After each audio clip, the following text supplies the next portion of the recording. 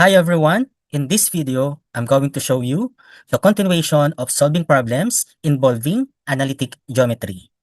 We are still on the basic or fundamentals. Number one is directed distances.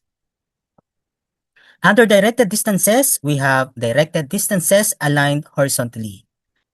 And the formula we need to use is x sub 2 minus x sub 1. Let's proceed to solve the next problem. Problem 1.3. Find the distance from point A located at 4, 2 to point B located at 1, 2. Let's illustrate the problem in Cartesian plane. Point A is located here, which is 4, 2. Then point B is located here, which is 1, 2. In order to get or to determine the distance from A to B, we are going to use the formula x sub 2 minus x sub 1. The value of x sub 2 is positive 1 minus the value of x sub 1 is positive 4.